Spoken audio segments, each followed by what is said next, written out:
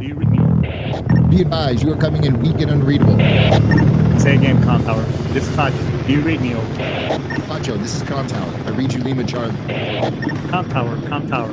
Request permission to launch and commence a field op. Over. Stand by. Pacho, permission granted. Say again, permission granted. Roger that. Launching podcast in 3, 2. You are now entering the field op with your host, Pacho Correa, Chief Warrant Officer 3, United States Marine Corps retired. Get some. Hurrah! Get some! Hurrah! Baby Friday is upon us, everybody, or Friday's Eve, as I like to call it as well, the other name as well. So it's a very exciting show. We got a lot of good gouge to pass. So gather around, at ease, make a school circle, sit, kneel, bend, all that good stuff. Bark, bark, woof, woof. But before we get started, hey, this show is brought to you by our sponsor, Castle Global Services. At Castle Global Services, we have, they have an array of many different services for residential or commercial. Whether you want to, get internet, Wi-Fi, mobile, you also want to, put a security system in your house, as well as they have ID protection and online. And one of the great products, hey, right now open enrollment is going on. So if you want an individual on like, a service member, or you have somebody that they don't have medical insurance, hey, they have a great product called Health Impact. Check it out. Go to castleglobalservices.acnibo.com. On the residential tab, you pull it down and you'll see Impact right then and there. And then, apply for the services. No commitment. Ask all the questions, but it is for under $500, your entire family can have medical care and see anybody. You don't have to see Impact network partners or any of that crazy trash that some of these insurance companies want you to do. So go ahead and check them out. And also another thing they're getting released pretty soon is financial management, investing, and all that good stuff. So check them out, reach them out on the email, and hit them up. So that's all that good stuff. And this show's excuse me, this show is also brought to you by the great US of A and the Constitution. Ayat. So hey, if you like this show's all about freedom of speech, right to bear arms, all that good stuff. So if this is something that you want to, check out and listen, or, even if, if you have a different view, hey, just check it out. Let's have some Discord over here. Stick around. And if not, hey, swipe left, move on to something else. Check out something from SitchRadio.com. They got a lot of cool shows in there, like Combat Vet Vision. I podcast that and many, many more. So, and Todd DeVoe show, et cetera, et cetera. So check it out, folks. All right. We got all that. We got all the sponsoring and all that good stuff and all the corporate, mumbo jumbo out of the way. So got a good show. We got a Marine on the house, and this individual, he helps people. He's got a really cool story, struggles and where he's at now, and he's helping out Marines and such. So by no means, hey, this is just another venue that if you want to maximize and see how you could get maximize your VA claims, by all means hit him up. We just give like I said before, we just pass good gouge and information on this to everybody, and then you do what you would like with that information. Should you be want to move forward with them. All right. So then why don't we bring I'm done bumping my lips. Why don't we just bring up Mr. Stephen Crane onto the fold? Let's give him a big round of applause, everybody. What's going on, Motor Skater? I'm doing well. How are you, man? I'm doing good, man. It's you are a hard individual to track down. I know your schedule is very busy. So hey, thanks for making the time and stopping by the field op and just BSing a little bit with us and telling us a little bit of your story, man. Anything I can do to help a brother or sister out, 100%. I don't want anyone to experience what I've had to experience, so anything I can do, happy. Oh, and we appreciate it. So why don't we just get, just like we always like to do every time you meet a fellow Jareen, say, just tell us, tell us a little bit of your Marine Corps experience. Well, where'd you come in, MOS, blah, blah, blah, all that good shit, man.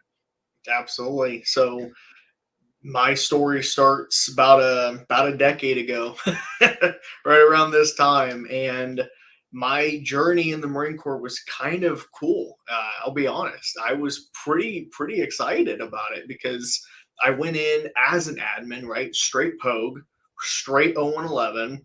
But in that journey, I got so many opportunities from working with JAGs, so being in legal, working in postal at the post office, running a squadron, so S1, working at an IPAC, working anything and everything you can think of in the O1 field, right? All the admin stuff. But in along that way, I actually got a chance to do funeral detail, which if you've never had the opportunity to, if you're active duty and you're listening to this right now, 100% try to find a way into becoming part of a funeral detail for your base, squadron, IRR, whatever the case is. It's one of the most rewarding, humbling experiences, hands down. I had a really good friend that was stationed with 8th and I as the actual Marine Corps body burials. So he was phenomenal. Obviously, you have to be a big dude to be part of that. But he was phenomenal, and I saw him because he went in about a year and a half prior to me. We were friends before, but when I saw him do that, I was like, wow, I never even knew that was a thing in the Marine Corps. I never even knew that was a thing in the service. Like you could actually do something like that. So immediately I wasn't even voluntold. I volunteered myself and I said, hey, I got to be part of this. How do I get part of, like, do this thing?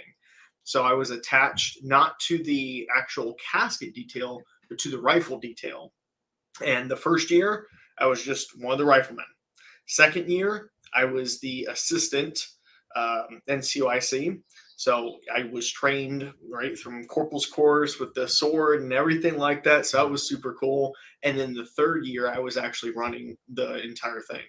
So it was a phenomenal journey to take it from the very beginning all the way to actually running the rifle detail, checking out things at the armory, being in charge of everything, coordinating with the funeral homes and everything. It was phenomenal. It was seriously a second full-time job when we were in season, but I wouldn't have traded it for anything. That was hands down the most humbling experience I've ever had. So loved it to death. Now, I remember watching. I'm sure everybody's watched AFN, Armed Forces Network, television, and you know, how they're not really commercials; they're just other.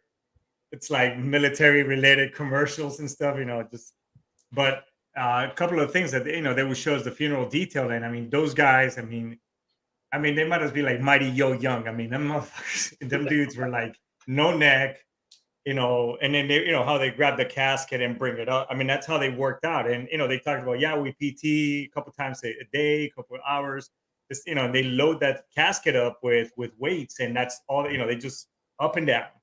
I mean, they just get strong. You know what I mean? So it was a little bit too tiny to be part of that, but I was good at cadence, right? I was good at just keeping things on time and on rhythm. Right. So when you say ready, aim, fire, I was very proud of the fact that all 7 fired at the exact same time. So for me, that's where I drew the line. That was my physical activity for the day. Everyone else with casket detail, they can do whatever they want. They can go back. They can, bench 400 pounds. Good for them. No, I get it, dude. And, when I was on I duty, that's another collateral duty that, we would, the color guard and also doing, funeral details. The color guard was cool because, sometimes, I ended up doing it right here, when I was in Camp Pendleton. So we used to draw straws because we would go do the fights up in LA, at the casinos, Vegas, that was the cool stuff. But we would draw straws was for funeral details because that was just emotion. I mean, you would come back just a wreck, especially when after the shots, and then you hand that flag over on behalf of the United States, America, blah blah. Oh man, and everybody's good, even after the shots, everybody's good. But when you hand that flag, everybody loses their shit, and then and everybody, you're in the color, you're in the detail, and you're like, don't you share a fucking tear? You know, you don't want to lose bearing. Yeah. You know, you want to be the strong one for them, basically. So Yeah, you take up the rounds, you salute the flag, and you put the rounds inside the flag.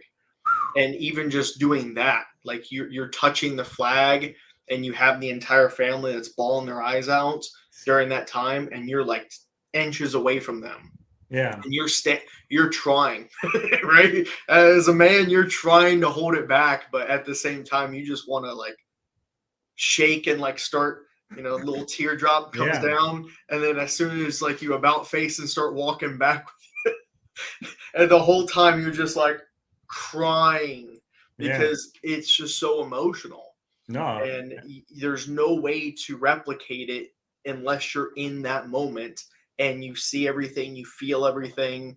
But yeah, when I couldn't even imagine being the staff in CYC or the OIC that has to bend down and actually deliver that flag. I'm a tough dude. I don't know if I'm that tough. no. That's a different type of bearing to have for that. Yeah, everybody says that, dude. It's the flag. The flag is what it's what gets. That's the hardest part. I mean, that's kind of, when I talk to, even when we used to do inspection at other units, sometimes with the, we got selected for the IG, doing as part of the I&I team and stuff like that. And we would do color guard and all stuff and just kind of bullshitting. Yeah, yeah, it's the flag. Yeah, that's the common trend. But that's cool, man.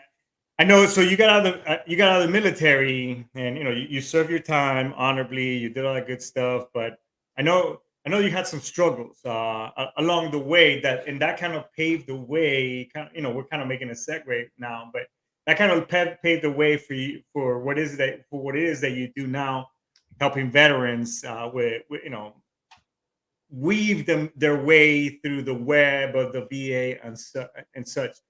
Can you tell us a little bit about what happened and and where you at that time and then where you're at now? Absolutely. It's a mouthful. I'll try to keep it concise and I'll try to get through this. But here's the whole story, right? So final year of initial enlistment, everything, you have to re-enlist, you have to lat move, you have to get out, you have to figure out what you want to do. Right. My initial want was to move into CID because, like I said, I worked with legal and I worked with JAGs. I worked in the court cases. I worked in NCIS. Like I saw the pictures. I did a lot of different stuff with it and I liked it. I was like, I want to make a difference. I want to do something like that. And in my service, I was talking with CID this entire time. I was like, what do I need to do to become one of you guys? They said, go get your bachelor's. I was like, Roger that. Went and got it. Okay, I got my bachelor's. Cool. Next. Okay, now you need this. Okay, cool. Gotcha. You need a letter of recommendation from ATF, DEI, FBI, whatever. Gotcha. Cool. Got that. I went through the checklist. I got everything. I was like, yes, I'm finally able to submit my package. So go to career planner, submit for a lat move. But in that process of doing the lat move, that's where stuff comes out, right? Because you have to go through a psych eval and a physical exam unlike anything else that you're used to. Us in the military, we know our annual physicals are: do you smoke? Do you wear your seatbelt? All right, get the hell out of here. Right? That's the physical. Like, it's a joke. But this physical, it was no joke. It felt like a VA CMP exam. They were taking my knees, they were bending me over, like everything. And then same with the psych eval. It wasn't one of these, do you want to hurt yourself? Okay, cool. All right, move on. No, it was like very in depth to the point where even I didn't even realize I had things wrong with me. But I guess from looking at case files and doing a lot of different stuff over the years, stuff adds up. I was young, dumb, full of vim and vigor, and I was ready to go. It didn't impact me until things started coming up. And that's why my lat move got denied. They said, you're not fit for duty. You got to go back. I said, crap. So everything I worked for, down the drain. Now I have a bachelor's degree that's useless. Not that that's really different than most Americans, but I had a bachelor's degree that's useless now. And I'm like, what do I do? All right, go back to a career planner. All right, re-enlist. Let's do that. And maybe on my second reenlistment, I can get healthy and maybe I can do it that time. Ooh, reenlistment already passed. Can't do anything. You're just going to have to get out. What? That doesn't make sense. Can you do an extension? Yeah, you can do an extension, but your medical record, they just told you you're not fit for duty. I said, wait a minute. This doesn't sound right. So I'm sitting there and I'm thinking, I'm like, all right, use your legal, use your admin, use the stuff that you've been taught. I rate a med board, right? I deserve a med board because if I'm unfit for duty and I can't do my MOS according to the Marine Corps, I rate a med board. So let's do the med board process. Called up the flight chief or whatever it was, called them up, said, hey, apparently this is where I'm at. I want a med board, I guess. They said, okay, no problem. Yeah, you definitely rate it. They start going through. And anyone that's been through this process or anyone that's curious about this process, it's 2 6-month stints. First 6 months, you live at medical. The hope is at the end of it, you get better, you go back to duty. If you're not good and fit for duty at the end of the 6 months, they extend you another 6 months. And then at that time, you get out, right? That's your processing out period. Well, I did the first 6 months, and by God, I lived at medical. I legitimately lived at the hospital and different specialists from about 9 a.m. till 4 p.m. every day, Monday through Friday. Physical therapies, chiropractor, mental health, you name it. I was doing all of it. At the end of the 6 months, when I thought, because this whole time you communicating with the attorney, with your Peblo and everyone, this whole time I was being told, yeah, you're definitely good. Go ahead, renew your lease, do whatever you need to. You're going to stick here for another 6 months. We're going to medically retire you. You're going to get this disability. You good. Okay, cool. Sounds like everyone's on track. Let's keep going. Problem was, all the way through this time, we're going through a change of command on our base. We're getting a new CO, new XO. Guess who was the admin chief? So wait a minute, you get a new CO and XO and there's no admin chief to do your paperwork. That's kind of a problem, right? And I was legitimately gone Monday through Friday. So I had my corporal doing everything, and then I would come in during the evening and pick up any slack or whatever else needed to be done. So, sign authorized papers and that type of stuff. New people didn't like that too much. So despite me having all of my chain of command approve me, at the end of the day, one GS-14 at the very top overrid the skipper of the hospital and said no. Hindsight 2020, I find out through the grapevines that we have, the Lance Corporal Underground, I find out that it was because of my billet. It was because they needed a body. And if you're holding that billet, the monitor can't send someone over. Yeah. So I got screwed over because of the numbers game. But I wasn't just screwed over for not doing the full 6 months and retiring. No. I found out that I'm getting out 72 hours before my extension was supposed to go through, because the GS-14 gave me a call, said, hey, come into the hospital. We have some news for you. And I was like, okay, this can't be good. Walked in, sat down. I can vividly remember it. And they said, yeah, you're getting out. I said, okay, great, medical retirement. They said, no. You have 72 hours to vacate the premises. And was like, excuse me? At this point, my entire world is just ripped out from underneath me. And I'm like, there's no way. How is this happening? For me, maybe, right? If you're listening to this, maybe you're thinking, oh, well, you should have contacted this person. You should have done this. You have to put yourself in my shoes at the time. I'm young. I'm broken. I don't have any money. And I was just told from a GS-14 and from the skipper of the hospital, you got to leave the base. You're getting out of the military. Best of luck to you. No severance, no retirement, no nothing. My only thought process was, oh, crap. How am I going to put food on the table next week for me and my family? That's the only thing that was going through my mind, because I didn't have a job. I didn't have anything ready to go. Long story short, that's what led to everything being flipped upside down. That led to a very difficult transition. And over the next couple of months, worked my way, fought myself, scraped and clawed my way back to civilization. And when me and my wife made it back, we made a promise to ourselves. We made two promises. One, we're certainly never going back there again. Whatever we can do to never be homeless, never lose a job, never do anything like that, we're going to do everything in our power to make sure it doesn't happen. So you were at a period, and I didn't mean to cut you off, but there was a period where you guys were homeless. It's basically. No, no, it was not fun. Thank Yeah. God we didn't have any kids. I don't know how people can do it with kids. Thankfully, we're both fairly short. We fit comfortably in a car, right? So Yeah. we're good on that end. But the second part that we promised ourselves was, hey, we need to make sure this doesn't happen to other people. If it happened to me, I know it's happening to more people. I'm not that special, right? I'm not this one-off magical case. And come to find out after doing this for years, I'm not. There are many people like me who have had the exact same story, the exact same situation happen to them. And that pisses me off. And so we went and we had a vendetta. We wanted to make sure that this doesn't happen again to anyone else. So we fought and scraped and clawed our way back to civilization, made everything good. But here's where everything took a turn for the better, if you will. Ish? So December of 2019. December of 2019, I get called in for my reevaluation, right? I got a couple percentage points of disability, clap. I was not 100% by any means at this time.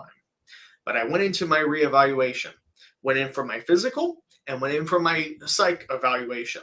During the psych evaluation, this is going to piss a lot of people off because it certainly pisses me off. During the psych evaluation, they say, hey, I'm a third party. I'm not part of the VA. I'm just here to help, blah, blah, blah. Be very open with me and I'll make sure everything's documented. Okay. Well, you want to hear the truth? And she's like, yeah, absolutely. Tell me the truth. Well, homeless, facing a divorce, really could care less if I wake up tomorrow. I'm just going down the list. Yeah. I'm just boom, boom, boom, boom. At the end of my list, she's bawling, sitting there writing notes. And she said, excuse me 1 second. I thought she's going to go get some tissues. No, she made a call. Apparently I was that bad in her eyes. So long story short, I thought surely based on this incident, I was going to get what I earned, right? What I was owed. Right. Yeah, no.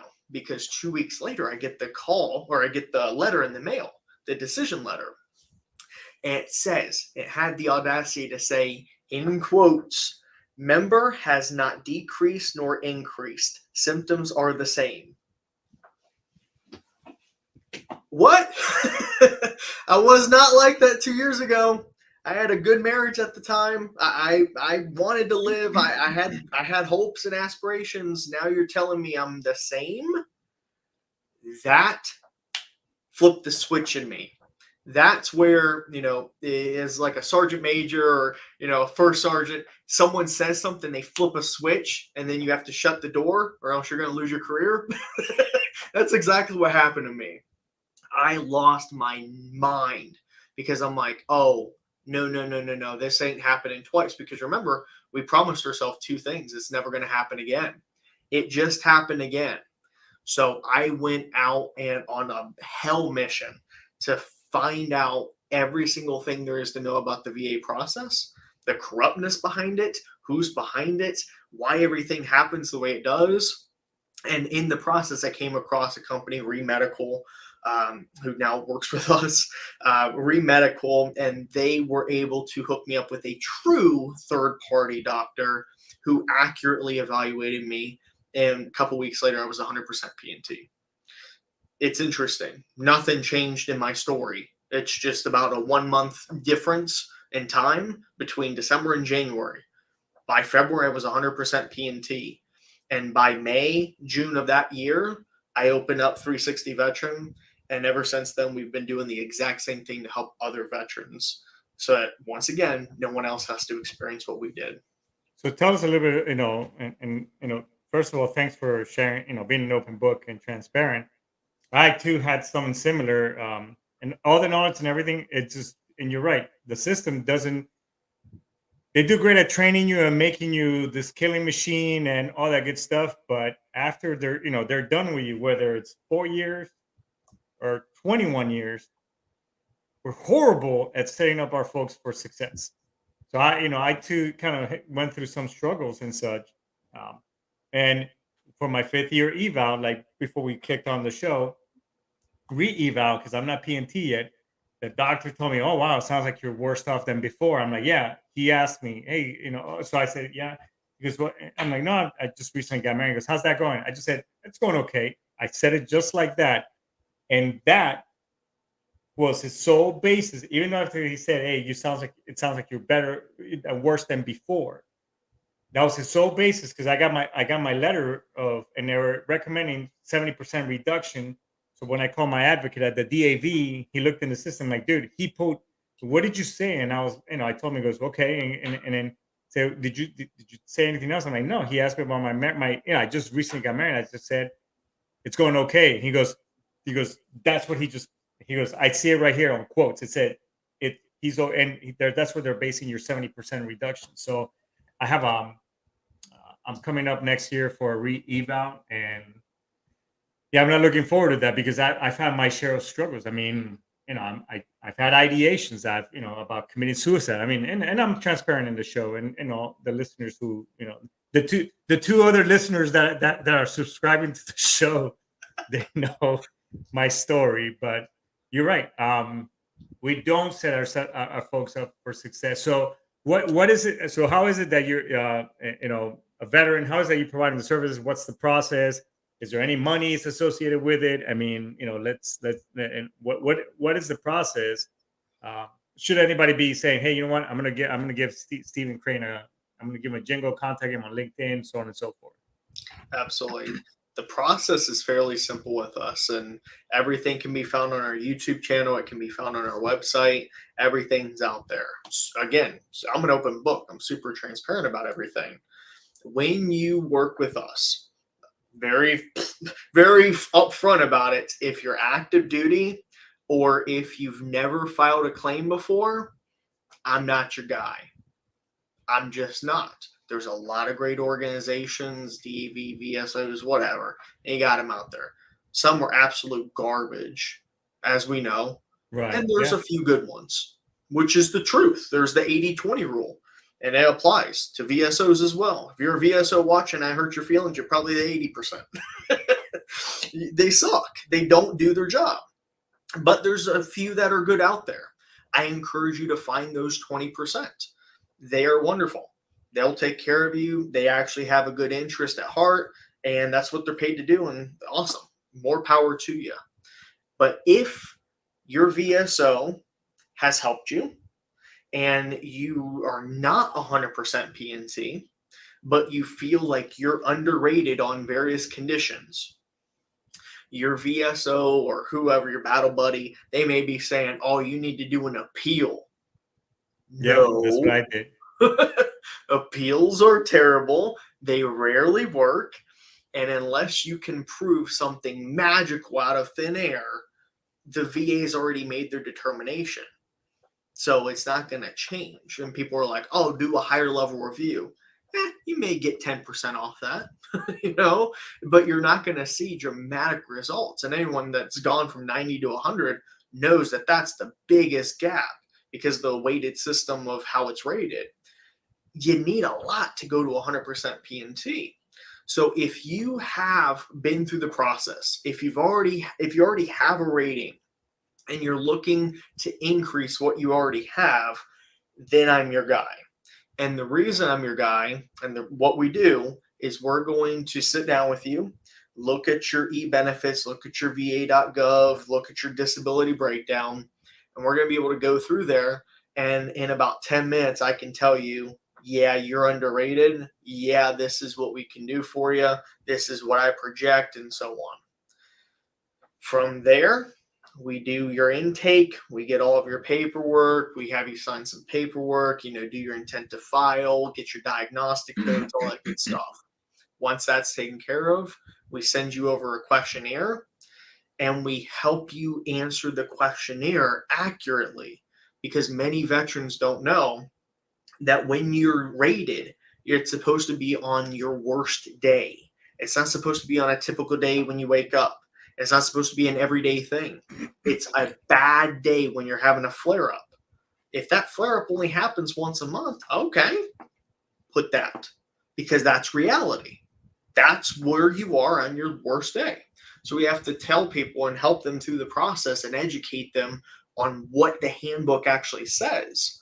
So they fill out the questionnaire. Once the questionnaire is completed, they submit to us. We cross their T's, dot their I's, make sure everything looks good, and then we give it to our doctors. Now, our doctors are completely third party, separate, away, and everything, but they know the process. Many of them are veterans, but they know the process. They know how to fill out DBQs. They know the CMP exam. They know everything about it. And most importantly, they understand when you go in for evaluation, 9 times out of 10, it's not your worst day. But yet they're supposed to rate you on a worst day. So it's like, well, what am I supposed to do? Here's a crazy idea. The veteran has been born and bred into an environment where honor, courage, and commitment is the core value.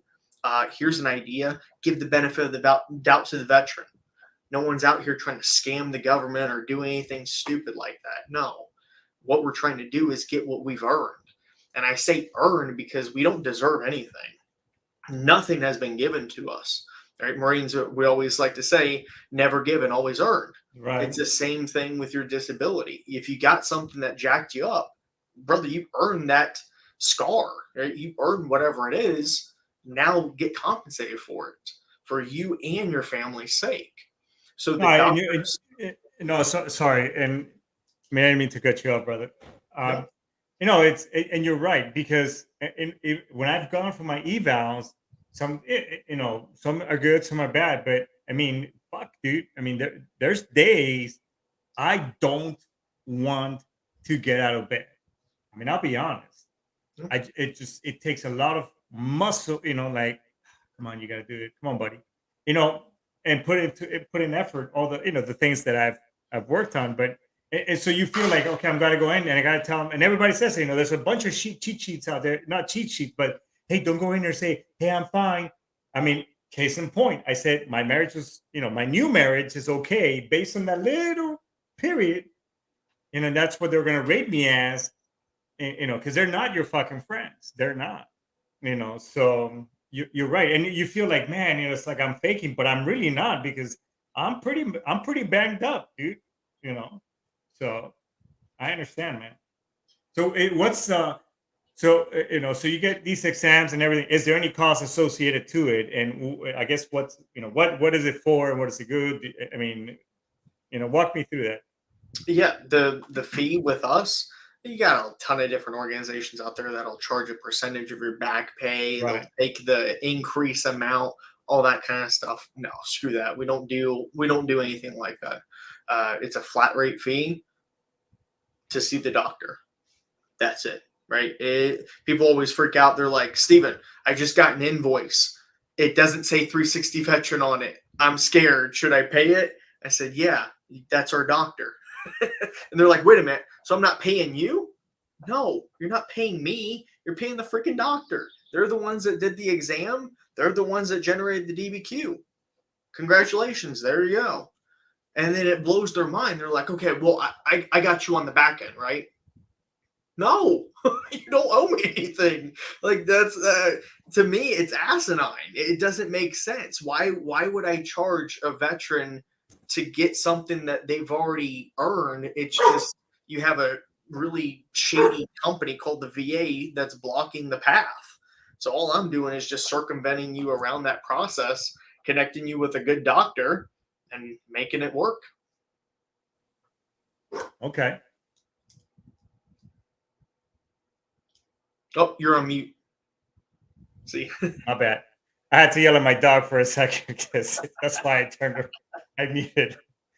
But so if anybody, is there an average price associated with this or cost? I mean, is that okay to find out? Is it different on a case by case basis? You know. It's a flat rate fee, but it's based on what all we're doing, right? Okay. It's based on, is it physical and mental, just mental? Are you doing a payment plan with the doc? There's a ton of different factors into it, but everything can be found on our website. Okay.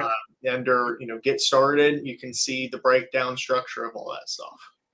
All right. So since we're talking about websites, give me a shout out to your website and also YouTube channel. Where is that people can go find all this information and initiate the process or start finding out about it? Yep. You go to Google, type in 360 veteran, 360 veteran, and we're the first one that pops up. That's us. I think the website is actually www.the360veteran.com. But if you type in 360 veteran, same on YouTube, type in 360 veteran, we'll come up. We are almost to 1,000 subscribers, so that's kind of cool. I always tell people I never created the YouTube channel for subscribers, views, likes, or anything like that. It was created because a TAPS program in Europe reached out to me and said, hey, we need you to create a program so that we can share with our veterans so that they understand the disability process. So my YouTube channel is laid out kind of like an LMS system where each one's like a training module. So it's just free Really, education. LMS. We're going with the acronyms as well. Are they going to get an NCI at the end? Mailed out to their house some correspondence. Cert at the end. Hey, if you finished all the modules, you liked all the videos, send me a DM and I will send you a pack of crayons as a good boy. Nice. Hey, by the way, I like the lemon flavor ones. Hey, the watermelon flavor, the little pink and red one, that's my favorite. Nice. Hey, Steven, thanks so much for. Oh, hey, I almost forgot. You got an event coming up, right? Yeah. I think this month. I think it's the 12th or something like that. Can people go? Can people go sign up on? It's on your website, right? Actually, it's not on our website. It's on our LinkedIn. So connect with me on LinkedIn, Stephen B. Crane. I'm the only one out there that is me. When you click on me, you can clearly tell it's me with all the veteran stuff. But just connect with me, shoot me a DM or something like that. Email me, whatever it is. Let me know you want the information for the webinar. It's next Saturday. All you have to do is register. Even if you can't attend in person and live, that's fine. As long as you register, I get your information. I can send you the recording. So definitely check that out. I think we're up to almost 1,500 registrants for next week. So that'll be really exciting. But it's the day after Veterans Day. Okay. Yeah. Brian and I are signed up. We both signed up for it. So I'll see you there. Hey, man, the light is flickering right here on my side. Brian's over there pressing the button at a cyclic rate, like, all right, motherfucker, hurry up. Because we're short for time. But can we bring you back, man? Absolutely. I'm happy to. Awesome. Thanks so much for your time, man. And thanks for your service, brother. Thank you for helping, giving veterans another, a venue for them to maximize their benefits and get what they they deserve, because the Green Machine did take their pound of flesh out of us. You know what I mean? Yes, they do. 100%. Well, hey, happy early birthday to you, Devil Dog. Thanks for your time and thanks for your service, brother. Hoorah. Thanks. Hoorah, get some. Hey, everybody. Well, that was Stephen Crane. If you were paying attention at the bottom of the screen, because I know sometimes we zone out when we're talking, but at the bottom of the screen, our show director and producer, he was gracious enough to put it right there, and there it is one more time. So make sure you check him out, get some information. See if you've been trying to get that additional 10% or whatever else. Hell, shit, I'm gonna check. Yours truly right here, may even the partaking, and I'll report my the success on it. But kind of closing up the show. Hey, if you've been struggling with ruminating thoughts, as well as just life itself, or the boogeyman inside your head, getting at you, reach out to somebody. You can reach out to us on the show. You can reach out to the Military One Source, TRICARE, the VA system. Hell, the suicide hotline is out there as well. Reach out to somebody. And if you haven't heard from a friend after a while, do a buddy check. Just pick up the phone. Hey, I've been gracious. Hell, my buddy from when I was in my first roommate in the Marine Corps reached out to me. He listens to the show. Caesar Sterling, shout out to you. And number one fan also, Alberto Sanchez Jr. Thanks so much for listening. But with that being said, everybody, I just want to say Aishtamas, Daisuki, Arigato. And we're going to end this right here. Hoorah, get some. See you next week. Mariko birthday, get some. Yut.